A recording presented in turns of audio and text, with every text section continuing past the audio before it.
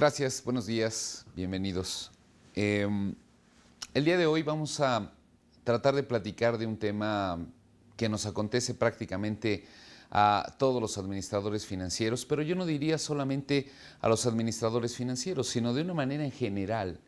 Generalmente tú estás observando algunas noticias, algunos fenómenos que están impactando de una manera muy directa sobre cómo se conforman esos recursos monetarios que traes en la bolsa.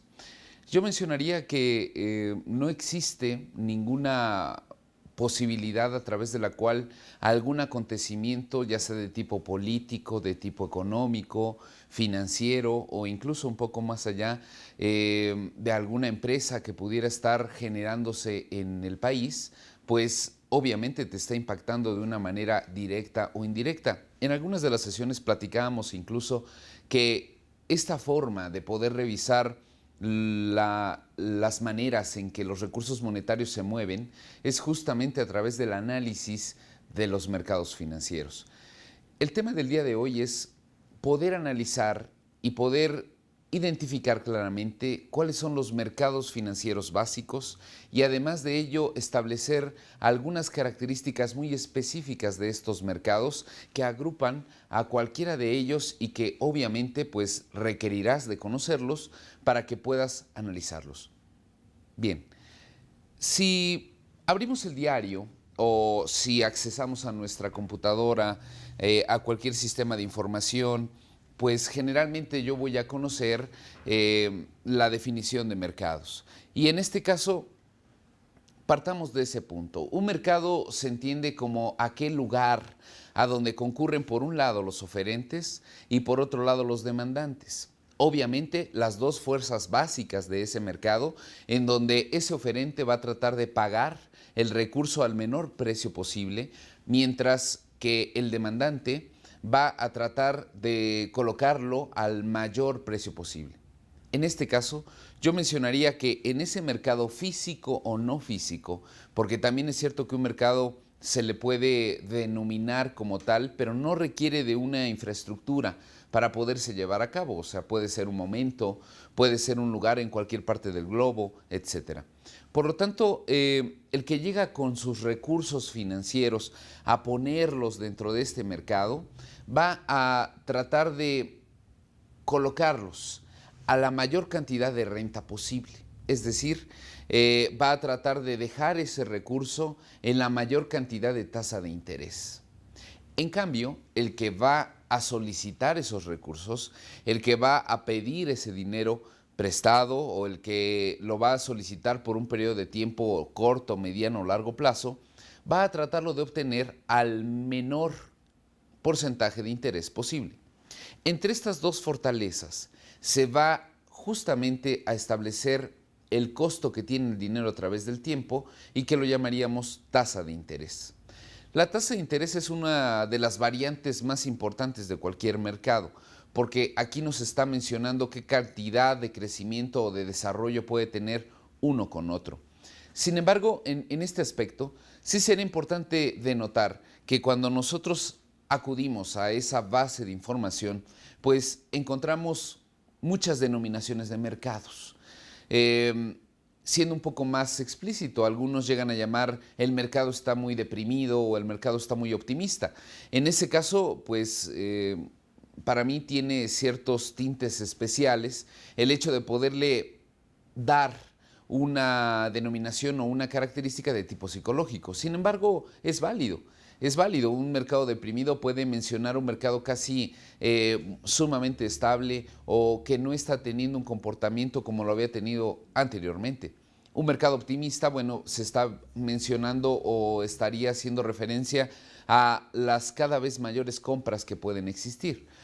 Pero en este caso, en el caso de los mercados financieros, definiendo al mercado financiero como aquel lugar a donde concurren oferentes y demandantes de dinero, a través del intercambio de títulos valor, pues ¿cuáles son esos mercados financieros? Me gustaría mostrarte una lámina. En el caso de nuestro país, obviamente que siempre se va a ver afectado el tipo de mercados a través de los cuales nosotros pudiéramos realizar algunas operaciones. Pensando que todo este pizarrón fuera un universo y que en este universo existen subsistemas, yo mencionaría que realmente los tres mercados financieros básicos son los que tú observas en esta parte central de la lámina. Es decir, como mercados financieros básicos solamente existen tres. Y estos son el mercado internacional de divisas, el mercado de dinero y capitales y el mercado de derivados. Sin embargo, estás observando también que fuera de estos tres mercados básicos existen otros dispersos. Pero los demás dispersos son meras características o meros calificativos a cualquiera de los tres básicos. Lo importante es que podamos identificar cuáles son las operaciones que se llevan a cabo en esos tres mercados básicos y que obviamente las características o calificativos que pudiera tener pudieran caer en cualquiera de ellos tres. Si observamos un mercado al alza, entonces yo entendería que también existe un antagónico que sería un mercado a la baja.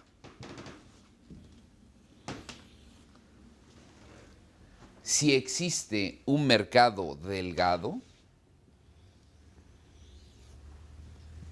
es porque también pudiéramos realizar operaciones en un mercado firme o profundo. Si existe un mercado primario, entonces hay un mercado secundario. Si existe un mercado spot al contado el día de hoy, por lo tanto también habrá un mercado a plazo y un mercado futuro. Como verás, estamos observando que si se realizan algunas operaciones dentro de un mercado específico, generalmente ese tipo de operaciones puede tener dos extremos y que esos dos extremos tienen características o tienen especificaciones muy concretas una con otra. En este caso, estamos mencionando mercado a la alza contra mercado a la baja. Incluso yo mencionaría aquella filosofía del yin yang, donde pues, nos muestra tanto lo negro como lo blanco. Es decir, para que yo pueda identificar un aspecto o un extremo de alguna situación, deberé de conocer la otra situación. En este caso, en el caso del mercado a la alza, estamos hablando de un mercado que generalmente está caracterizado por una mayor demanda que oferta. Yo mencionaba hace un momento, los mercados se componen de dos grandes fuerzas, tanto la oferta como la demanda. Vamos a considerar que esas dos grandes fuerzas sean tus dos brazos y que en este sentido uno de tus brazos es más fuerte que el otro. Ese brazo donde tú tienes mucho mayor fuerza, vamos a denominarlo en este caso demanda. Es decir, tú vas a requerir ese activo del que se está comercializando en ese mercado en específico mucho mayormente, así como tú, muchos otros consumidores requerirán de ese activo. Por lo tanto, quiere decir que el brazo fuerte, para este caso específico, es la demanda. La demanda está por arriba de la oferta. ¿Esto qué va a provocar? Va a provocar un fenómeno económico muy interesante.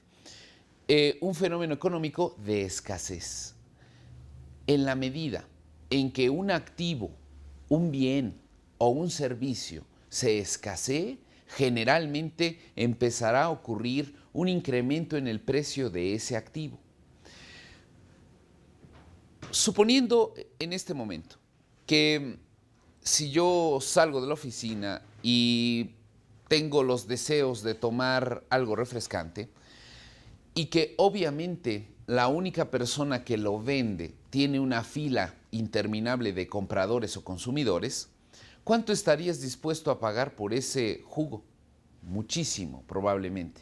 ¿Por qué? Porque existe un solo oferente para un gran mercado en el cual se domina o está dominado por la demanda. Por lo tanto, ese producto prácticamente se vuelve exquisito o exclusivo o sumamente necesario para cierto tipo de personas. Pagaría yo lo que fuera por esa bebida refrescante. En este caso, en el caso de los mercados, vemos que siempre habrá un juego entre la escasez y la saturación.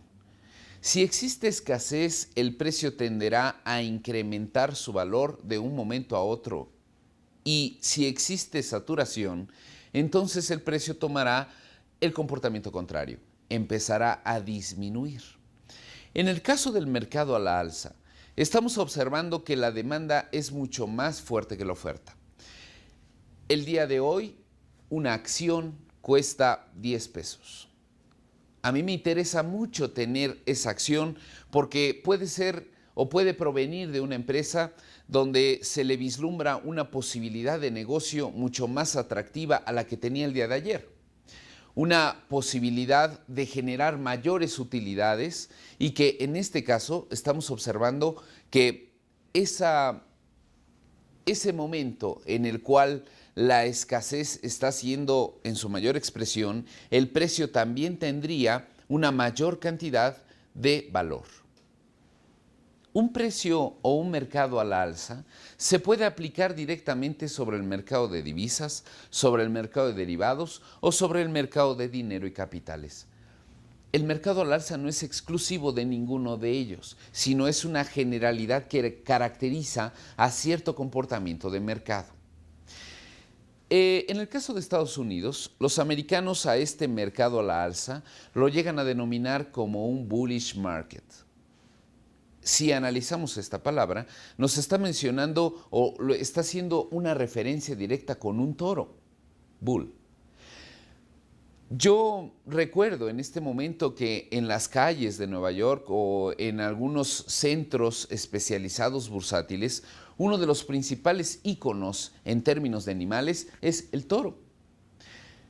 Y aquí yo te pediría que recordaras un poco cómo ese animal embiste o ataca, generalmente hacia arriba. En este caso, estamos mencionando que ese bullish market para los americanos o este mercado a la alza en español, nos está mencionando la característica especial de que el mercado en este momento está siendo sumamente contagiado o dominado por los demandantes. Por lo tanto, en este momento yo preguntaría, ¿es un momento de compra? Realmente no. Realmente no. El comportamiento de un mercado a la alza vislumbra la posibilidad de que si tú posees el activo, pues es el momento de venderlo. Es el precio más alto que pudieras tener a lo largo de un periodo específico. Por lo tanto, quiere decir que es un buen momento para vender ese activo y que obviamente pudieras sacar los mayores resultados o los mayores rendimientos posibles.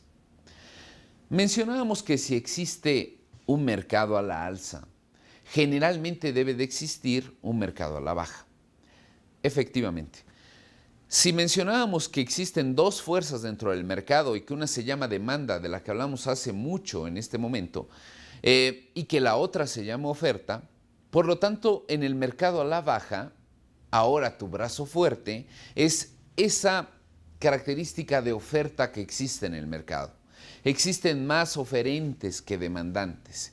Existen más personas que están vendiendo el activo en este momento que personas que lo quieran adquirir. En el caso del mercado a la baja, vemos que es un mercado donde la oferta está sobre la demanda. Es decir, aquí empezamos a observar que lo que está ocurriendo en el mercado, está ocurriendo un fenómeno de saturación. Muchos vendedores para pocos compradores.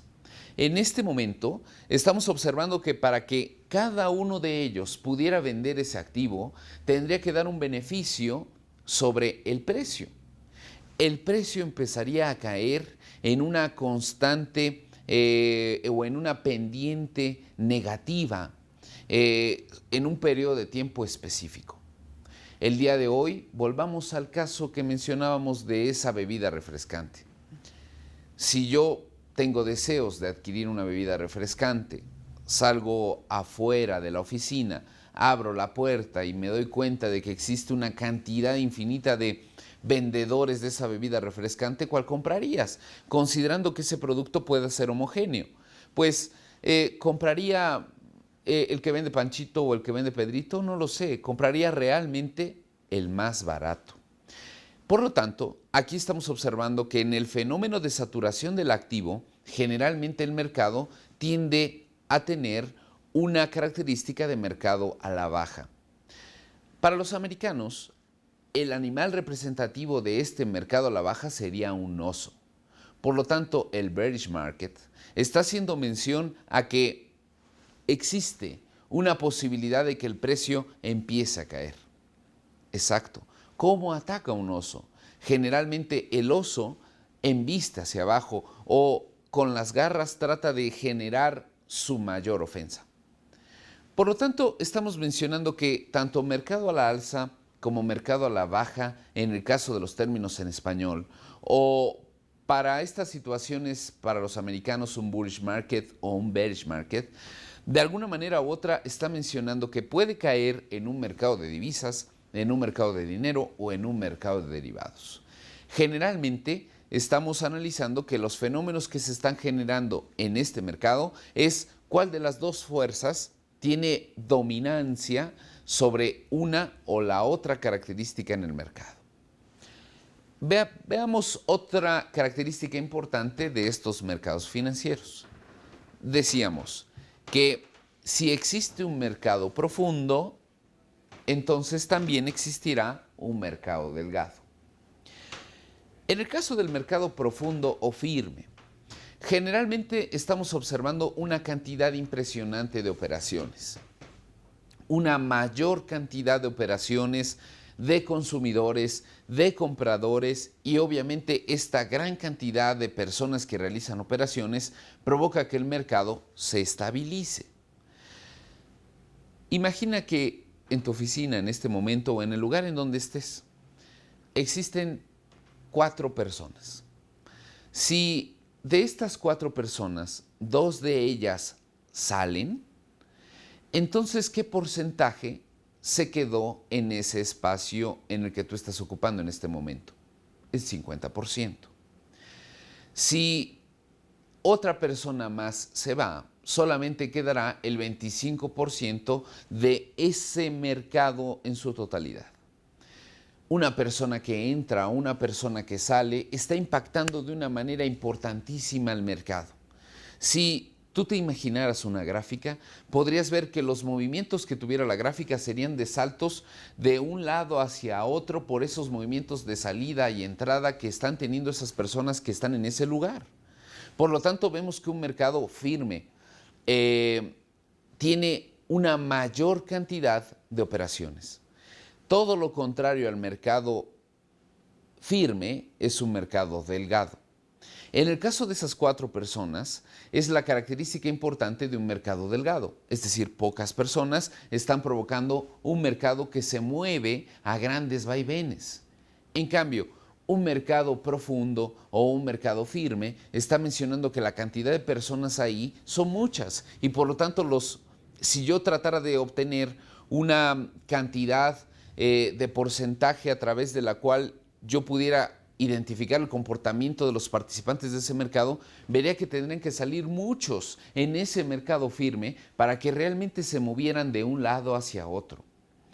Por lo tanto, estamos observando que en ese mercado profundo o firme, generalmente las operaciones tienden a estabilizarse por la mayor cantidad de participantes, tanto de oferta como de demanda, que existen. En este sentido, yo sí quisiera realizar un análisis importante sobre estos 4 conceptos que acabamos de observar. El mercado firme, el mercado delgado, el mercado a la alza y el mercado a la baja. Te pido de favor que contestes a tus actividades de aprendizaje en este momento.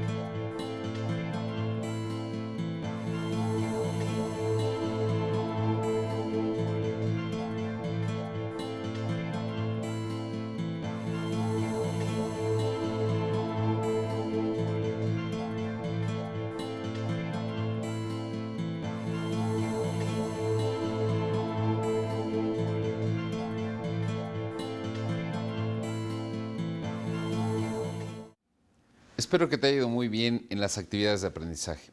Como verás, es de suma importancia localizar esas características que tienen los mercados, porque de esa manera yo pudiera identificar algunos momentos importantes o algunos momentos de oportunidad que ocurrieran en ese mercado. Lo más importante es que pudieras considerarlo como una generalidad. Sin embargo, estas generalidades sí pudieran quedar al margen dependiendo de un caso muy específico. Bien, sigamos con esta explicación de algunas características que tienen los mercados financieros. Mencionábamos hace un momento que como existen los mercados al alza, existen los mercados a la baja, como existen los mercados profundos o firmes, aquellos que casi no tienen volatilidad, existen los muy volátiles que podrían ser los mercados delgados. Yo quisiera hacer una mención adicional a ese mercado firme o profundo.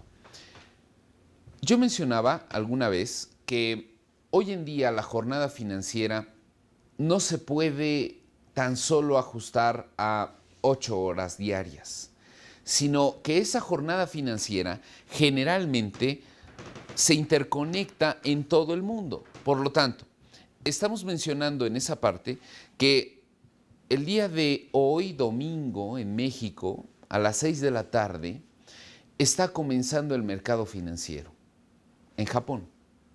Y que por ahí a la 1 de la mañana estaría continuando en Europa. Y que muy probablemente en América, es decir, al lunes siguiente, alrededor de las 7 de la mañana, seguiría. Y otra vez, al día siguiente, comenzaría en Japón, Europa, América, Japón, Europa, América. Por lo tanto, ¿en dónde localizaríamos esos mercados firmes o profundos? Justamente en los momentos en los que se intersectan los dos tipos de mercado. Si Japón está cerrando, es a consecuencia de que muy probablemente Europa esté abriendo. Por lo tanto, en ese momento en el que está juntándose tanto las operaciones del mercado japonés como las operaciones del mercado europeo, estamos observando una mayor cantidad de operaciones. Las características específicas de un mercado delgado, no, de un mercado profundo y de un mercado firme. Sin embargo, también podemos identificar en este lapso total de tiempo, pues algunos mercados delgados. Podríamos considerar que el mercado australiano o podríamos considerar que a mitad de la jornada de algún país en específico, ahí podríamos observar esos mercados delgados, una cantidad menor de operaciones. Bien, como existe un mercado primario, existe un mercado secundario. En esta parte de mercados primarios y secundarios, yo quisiera que identificaras a 3 participantes en cualquier mercado: al oferente, al demandante y al intermediario. El intermediario financiero siempre va a estar en la búsqueda de poder darle su servicio tanto a ese demandante como a ese oferente. Vamos a suponer que existe una posibilidad a través de la cual yo esté tratando de obtener recursos. Entonces yo demando dinero. Pero esos recursos los voy a generar en un mercado financiero, en un mercado bursátil, por ejemplo. Estoy tratando de que existan los inversionistas. Yo no conozco a los inversionistas directamente. Sin embargo, si hay una persona que lo conoce, el intermediario. El intermediario conoce tanto a los inversionistas como a los emisores de deuda. Por lo tanto, los contactos que existen, ese primer contacto que existe entre el emisor de deuda, es decir, en este momento yo, el que requiere ese recurso, y el intermediario financiero, el que me va a acompañar para poder emitir esa deuda, esos diferentes documentos de crédito, etcétera, en ese momento se localiza el mercado primario. Sin embargo, ese intermediario financiero no puede quedarse con la deuda o con mi deuda o generar esos recursos tan cuantiosos para una persona en específico. Requerirá voltearse y empezar a buscar en todo este mercado de inversionistas los recursos frescos. Por lo tanto, ese segundo contacto entre el intermediario financiero y el inversionista lo podríamos denominar mercado secundario.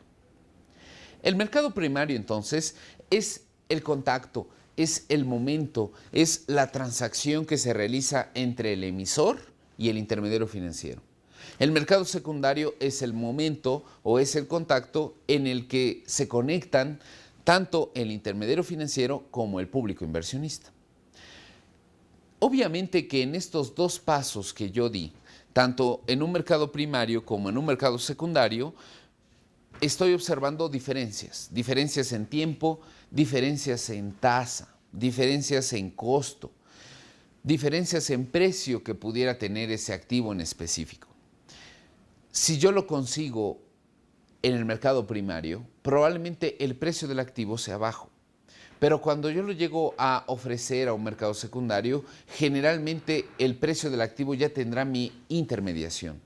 Por lo tanto, ahí estamos mencionando que en ese precio secundario, pues ese precio tenderá a ser mayor que en el que se tiene en el mercado primario. En este caso, también podríamos hablar de que en el mercado primario existen tasas primarias y que en el mercado secundario existen tasas secundarias. Ahora ves mucho cuando ves el diario y observas la tasa primaria de cierta colocación fue tal, sin embargo cuando tú vas al banco o cuando tú vas a la casa de bolsa, generalmente nunca encontrarás ese porcentaje. Caso más específico el de los CETES, por ejemplo. Los CETES se subastan semana tras semana y en esa semana tras semana pues yo sé que esa deuda que está colocando el gobierno y que el gobierno la está colocando con un determinado intermediario financiero o con muchos intermediarios financieros en México, pues si yo acudo al día siguiente a ese banco, pues no me estarán dando esa tasa de CETES seguramente. ¿Por qué? Porque esa tasa que yo estoy obteniendo es una tasa secundaria. Y que obviamente yo podré estar viendo, ejemplo, una tasa de CETES al 10, y si yo voy a invertir mis recursos al banco al día siguiente, lo más que podré alcanzar, ejemplo, será 5%. ¿En dónde está esa diferencia de tasa? ¿O quién se está llevando esos puntos porcentuales que yo no estoy obteniendo al final? El intermediario.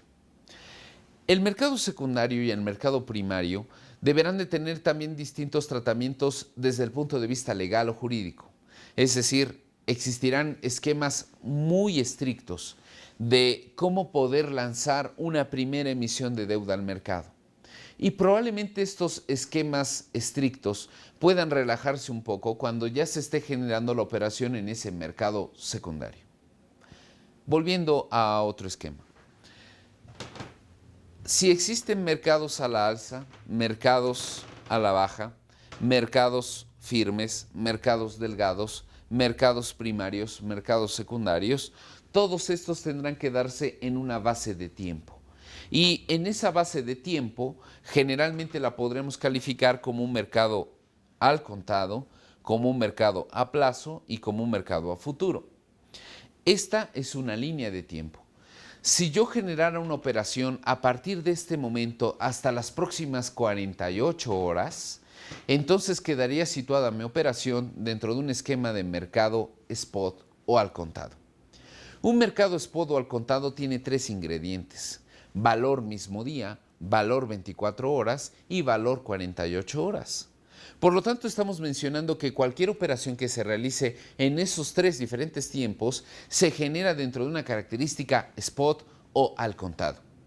Yo estoy mencionando al contado porque probablemente 48 horas sea lo mínimo que requiero para que una operación llegue a su feliz terminación o a su conclusión normal. Por lo tanto, cualquier operación que quedara a partir de este momento hasta las próximas 48 horas, la consideraría como una cotización spot. Sin embargo, si yo requiriera de hacer una operación a partir de las 48 horas hasta los próximos 7 días, ya no hablaría de un mercado spot, sino estaría hablando generalmente de un mercado a plazo. Un mercado en el cual puedo establecer algunas operaciones pactadas, pero que yo tendré que realizar esa transacción hasta las próximas 3 días, hasta los próximos 4 días, pero no más de 7. Si yo generara una operación mayor a 7 días, hasta probablemente 3 años, entonces en ese periodo de tiempo ya no estaría hablando ni de una cotización spot, ya no estaría hablando tampoco de un mercado a plazo, sino estaría hablando generalmente de un mercado futuro. En ese caso, estamos observando que cualquiera de estas características se deberá de ajustar en un periodo de tiempo muy determinado. O es spot, o es a plazo, o es a futuro. Pero también es cierto que cualquiera de estas características le queda o le acomoda a cualquiera de los 3 mercados específicos. En el caso de estas características es importante observarlo. ¿Por qué? Porque me están dando la posibilidad de generar una operación tanto de compra como de venta de cualquier activo que yo necesite. Requiero de unas materias primas. Y si en estas materias primas yo estoy observando un mercado al alza, es mejor que vayas sacando tu dinero de la bolsa porque el precio estará muy alto.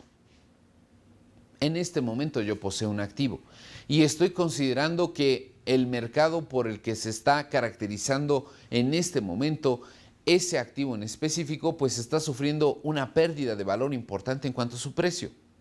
De una vez, ve asumiendo la pérdida que pudieras generar en ese mercado. Sin embargo, también es cierto que a través del análisis de estas características, yo podría empezar a eficientizar de alguna manera mucho más fortalecida la administración financiera que se lleva dentro de la empresa. Si yo observo que existe una característica de mercado a la alza y tú tienes el activo, pues felicidades. ¿Por qué? Porque conseguirás una mayor cantidad de precio al que pudieras tener el día de ayer. En estas características también es importante observarlo en cuanto a las especificaciones de tiempo. Mientras más me expongo al tiempo, más me expongo a una mayor cantidad de riesgos. Y en la medida en que yo tenga una mayor cantidad de riesgos, el precio tenderá a crecer de una manera sumamente significativa.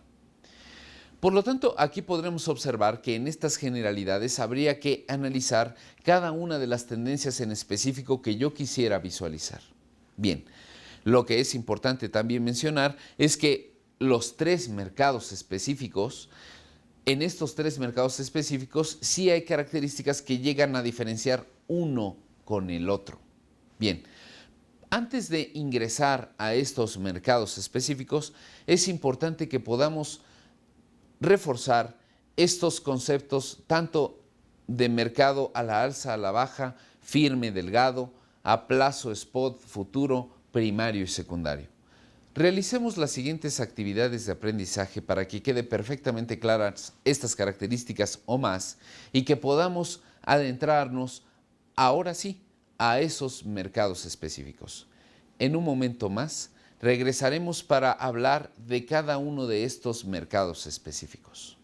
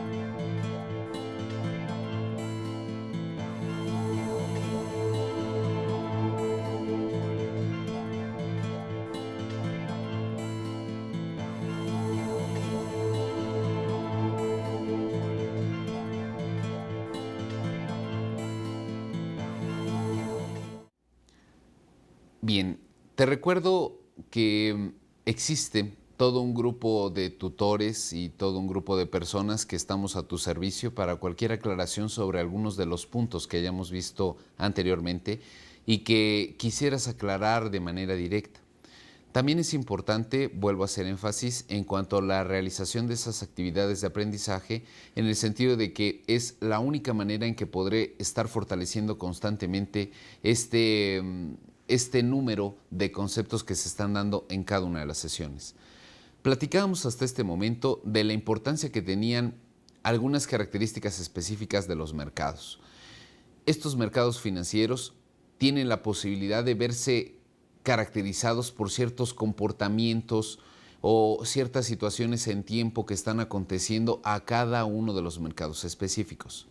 Por lo tanto, a partir de este momento empezaremos a hablar de los mercados específicos, aquellos que de alguna manera u otra están generando un cúmulo de operaciones dentro del mercado nacional como internacional. Bien, en este caso hablemos del primer mercado específico. El primer mercado específico, y que en este caso sí es importante mencionar que lo estoy considerando como el mercado más grande del mundo, es el mercado internacional de divisas. El mercado internacional de divisas es caracterizado porque todos los países del mundo están interconectados en ese mercado internacional de divisas. Es difícil pensar que una empresa el día de hoy no tenga un proveedor extranjero o bien un cliente extranjero.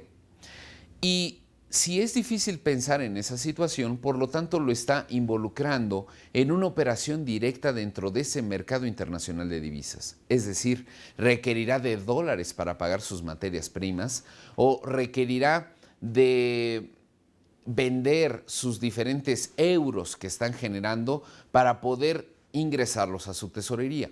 No sé, es un ejemplo importante, es decir, hoy cualquier persona tiene la posibilidad de trasladarse de un lugar a otro y que este lugar a otro generalmente es fuera de fronteras. Y que si es fuera de fronteras estarás requiriendo de la necesidad de una divisa. Por eso el mercado internacional de divisas se estima que sea el mercado más grande del mundo por estas operaciones corrientes que existen día con día en estos mercados financieros. Y cuando me refiero a operaciones corrientes, estoy haciendo énfasis a las operaciones de compra y venta que tienen las empresas el día de hoy.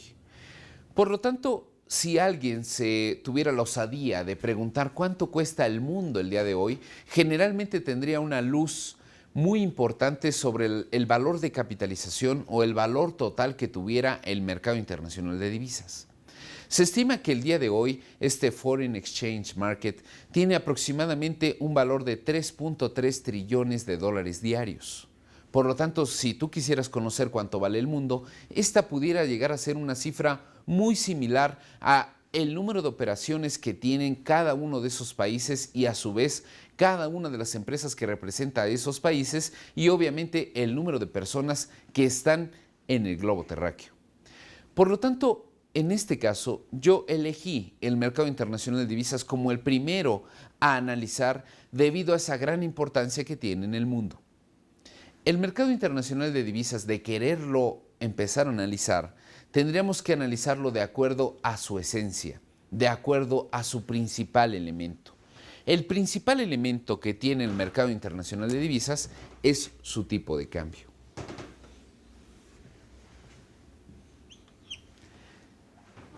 Tipo de cambio, de acuerdo, es similar a mencionar mercado internacional de divisas. Sin embargo, este tipo de cambio también tendríamos que observarlo o tratarlo de ver a través de 4 diferentes cristales. Vamos a analizar el tipo de cambio por sus formas, por sus regímenes, por sus cotizaciones y por sus productos.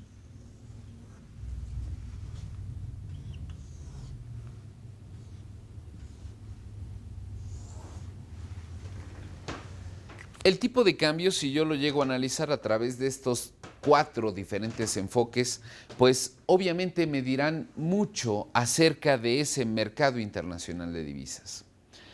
Para que yo pueda identificar ¿Qué significa un tipo de cambio? Tengo que establecer dos conceptos.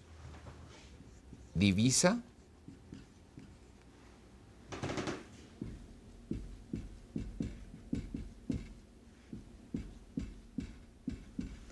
y moneda local. Una divisa, entendámosla como cualquier moneda extranjera que existe el día de hoy dentro de un mercado de cambios establecido y formalizado.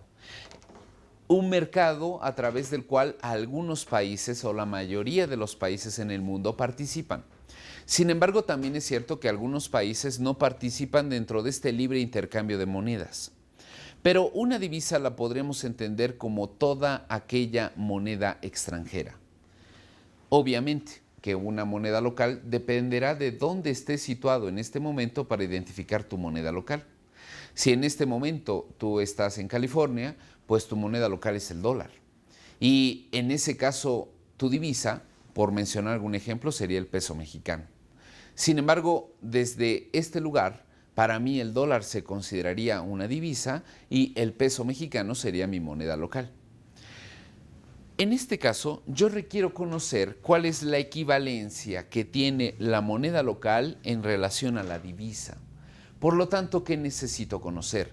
El tipo de cambio. El tipo de cambio es entonces la equivalencia que tiene la moneda local en relación a una divisa específica. Generalmente, la divisa, vamos a llamarla líder, que existe en el mercado internacional es el dólar.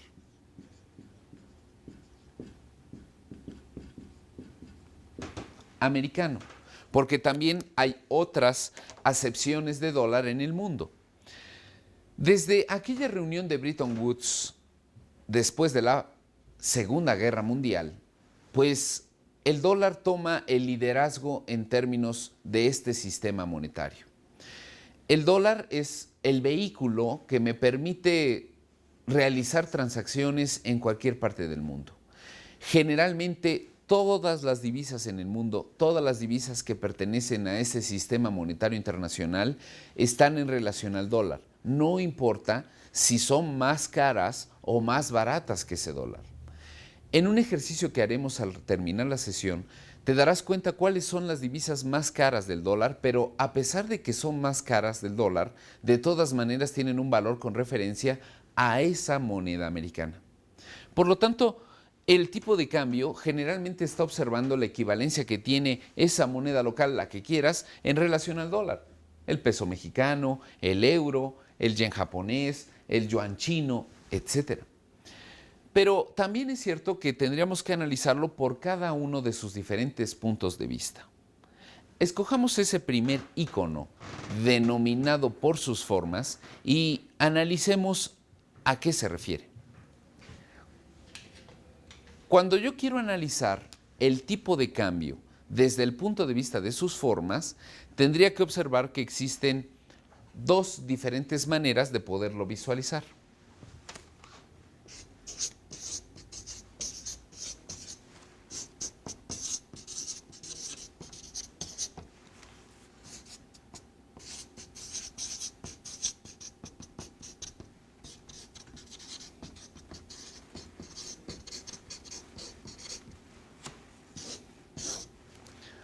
Por sus formas son de dos tipos, o bien son formas europeas o bien son formas americanas. ¿Recuerdas que yo decía? El tipo de cambio es la equivalencia que existe entre la moneda local en relación al dólar. Esto tiene que ver mucho con sus formas. Un tipo de cambio en forma americana es una determinada cantidad de moneda local para adquirir una unidad de dólares. Repito, el tipo de cambio por sus formas en términos americanos es una determinada cantidad de moneda local para adquirir una unidad de dólares. Un ejemplo.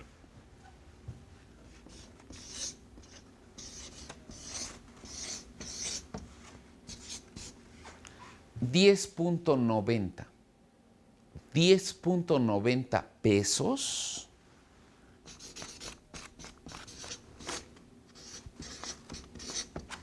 por cada dólar americano.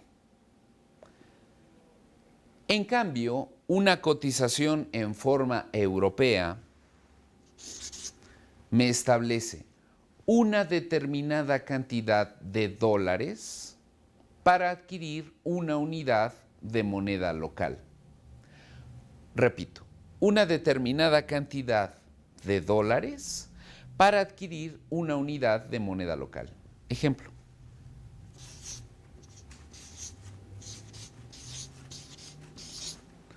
$0.09090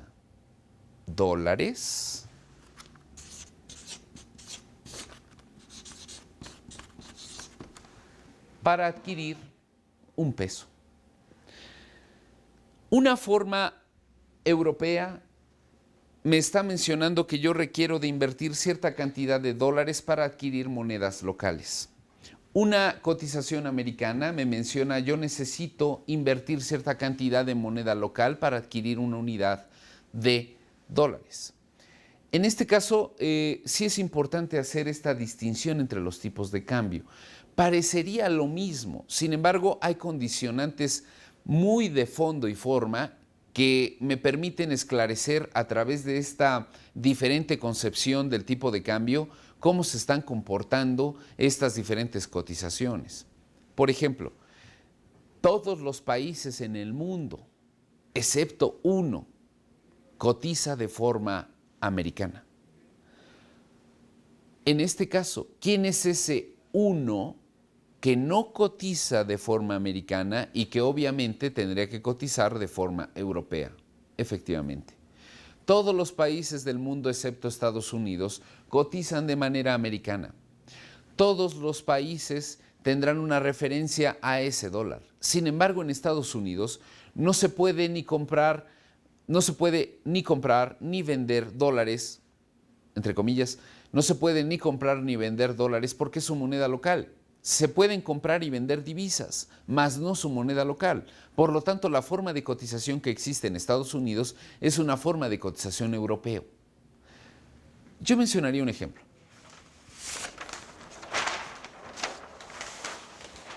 ¿Para qué más me funciona el conocer estas maneras de cotización? Bueno, recordemos una historia fatídica para los mexicanos hace algún tiempo. El tipo de cambio se cotizaba a 3 pesos por cada dólar. Después a 7, después a 9, después a 11. Y este comportamiento que ha tenido el tipo de cambio, pues ha establecido que tengamos que analizar cuál ha sido el impacto financiero que ha tenido esta cotización. Por ejemplo, si consideramos el pase de 3 pesos a 9 pesos, la pregunta sería, ¿qué porcentaje se ha apreciado el dólar? Bueno, si yo tengo un valor actual de 9 pesos por dólar, es un ejemplo, y yo vengo de una base de 3 pesos por dólar, yo estoy observando aquí que el incremento que ha tenido este comportamiento en el tipo de cambio ha sido del 200% aproximadamente. Sin embargo, yo mencionaría, ¿y qué porcentaje se ha depreciado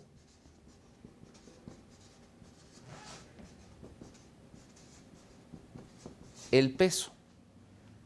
Algunos audaces dirían 200%.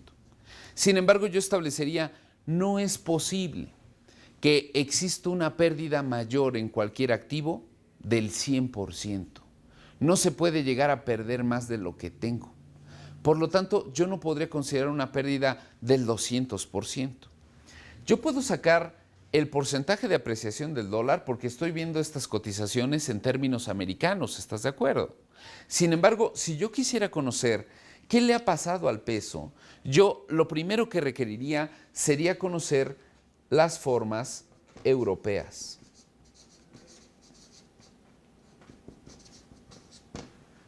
Para que yo distinga o para que yo haga el traspaso de una cotización americana o europea o viceversa, de una cotización europea americana, requeriré de una fórmula básica. 1 entre el tipo de cambio que tú digas. Por lo tanto, si es 1 entre el tipo de cambio que tú digas, yo tendría que cambiar estas dos cotizaciones, tanto el 9 como el 3, a formas europeas, para de esa manera poder identificar cuál ha sido el porcentaje de depreciación del peso. En este caso, estaremos observando que el porcentaje de depreciación del peso ha sido de aproximadamente el 50% de pérdida. Totalmente de acuerdo. Es decir, si yo cambio 1 entre 9 y después 1 entre 3 y hago esta misma operación de incremento, me daré cuenta que el porcentaje de depreciación del peso ha sido del 50%. Y totalmente correcto. ¿Por qué? Porque un activo no puede perder más allá de su 100%.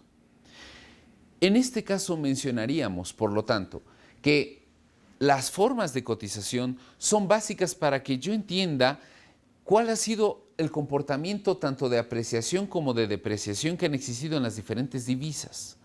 Además de ello, pues es importante mencionar que si estamos haciendo referencia a los dólares contra cualquier divisa, pues yo tengo que conocer de qué manera se cotizan hoy en día las divisas en formas europeas o americanas para conocer tipos de cambio cruzados.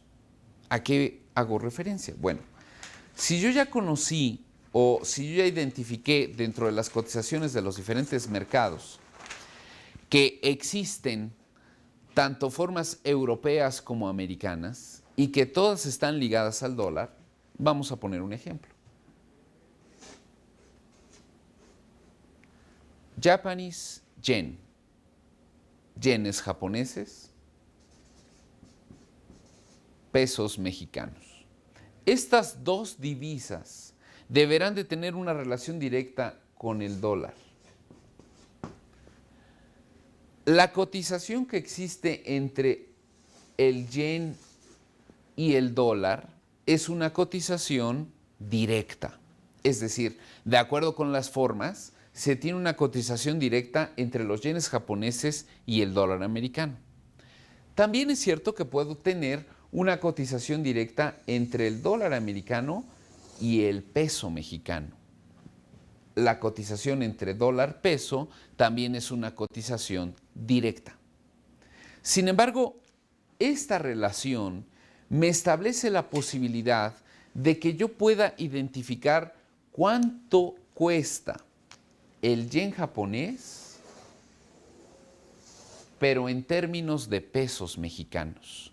O bien, cuánto cuestan los pesos mexicanos, pero en términos de yenes japoneses. A esta línea azul la denominaremos tipos de cambio cruzados. Gracias a que todas las divisas en el mundo tienen una relación directa con el dólar americano, pues entonces yo puedo conseguir una relación entre cada una de las divisas entre sí mismas y que de esta manera yo pueda conseguir tipos de cambio cruzados. Yo sí puedo conocer cuánto costaría o cuánto tendría que invertir un japonés para que compre un peso mexicano. Y también puedo llegar a establecer cuánto tendría que invertir un mexicano para que pueda hacer un viaje hacia Japón.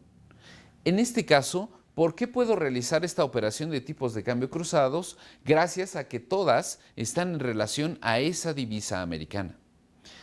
En este caso, si lo veo desde este punto de vista de abajo hacia arriba, estoy viendo que la forma de cotización es una forma, efectivamente, americana.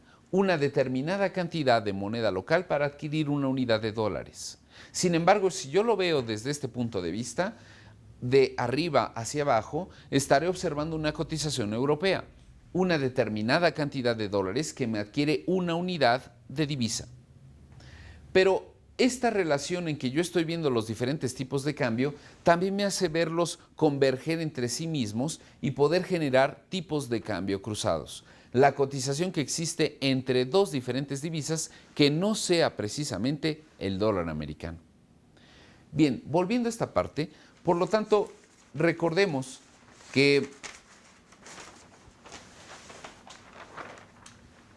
el tipo de cambio, vamos para allá, el tipo de cambio es el principal elemento o esencia que tiene el mercado internacional de divisas.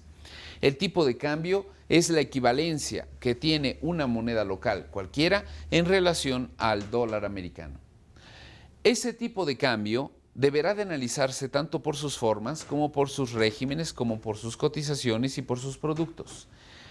Le di en el icono de sus formas y entonces yo ya llegué a establecer que gracias a que conozco ese tipo de cambio, ya puedo empezar a generar una relación directa de costo o de rentabilidad entre diferentes monedas.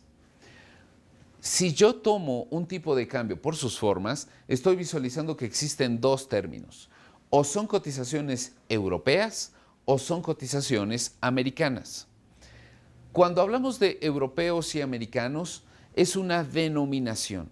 Incluso los mismos americanos, en relación a ciertas discrepancias y fricciones que han tenido con algunos países europeos, a esta denominación europea la han cambiado y le han establecido como un efecto Filadelfia o la han denominado como una cotización indirecta o como una cotización diferente. Sin embargo, para los teóricos sigue siendo una forma europea. Todos los países en el mundo generalmente cotizan de una forma americana. El único país en el mundo que cotiza de una forma europea es Estados Unidos. No importa si la divisa tiene mayor valor o menor valor, de todas maneras estará en relación a esa cotización directa con el dólar. Aquí estamos observando que para que yo pueda comprar un peso requeriré de invertir casi 9 centavos de dólar. Sin embargo, si yo divido 1 entre 0.09090, tendría justamente 10.90. Te invito a que lo hagas. Y que si yo divido 1 entre 10.90, entonces me transferiría de una cotización americana a una cotización europea. Es interesante observar estas formas en las que se están cotizando en los mercados internacionales. Sin embargo, ¿para qué más te sirve conocer por sus formas al tipo de cambio? Establecíamos que si yo quisiera generar el comportamiento de apreciación o depreciación de una moneda, yo requiero de conocer en qué términos o en qué forma me están dando esa cotización. Acudimos a la historia fatídica de nuestro país y mencionábamos que alguna vez se tenía una cotización de 3 pesos, se pasó a 7 y se pasó a 9, a 11 y se ha mantenido en esa espiral de comportamiento. Si yo quisiera conocer cuál es el porcentaje de apreciación del dólar, yo requiero cotizaciones en términos americanos. ¿Por qué? Porque yo estoy invirtiendo una determinada cantidad de moneda local para adquirir un dólar. Por lo tanto, si tú tomas estas cotizaciones, tendrás el comportamiento del dólar, más no del peso. En este sentido, estamos mencionando que si yo divido 9 entre 3 menos 1%, tendría un porcentaje aproximado del 200%. Es decir, ¿en cuánto se ha apreciado el dólar? En 200%. Sin embargo, mencionaba, para cualquier audaz, diría, bueno, si se ha apreciado 200%, entonces también se ha depreciado 200%. Falso. ¿Por qué falso? Porque hacíamos un énfasis importante en el sentido de que ningún activo podía perder más allá del 100% de su valor. Además, si yo quisiera conocer el comportamiento del peso, dame la forma de cotización correcta. Y la forma de cotización correcta sería, obviamente, identificar esos términos europeos. Yo cambié estas cotizaciones y dividí 1 entre 3 y me dio este valor de X y después obtuve 1 entre 9 y me dio la cotización actual y generé la misma operación. La forma europea actual entre la forma europea anterior menos 1% me iba a dar un porcentaje de depreciación del 50%. Totalmente correcto. Totalmente correcto en el sentido de que el activo no pudiera llegar a perder más allá del 100% de su valor. Por eso es sumamente recomendable que antes de emitir un juicio sobre cuál es el porcentaje de apreciación o depreciación de una específica divisa, podamos identificar en qué forma se está dando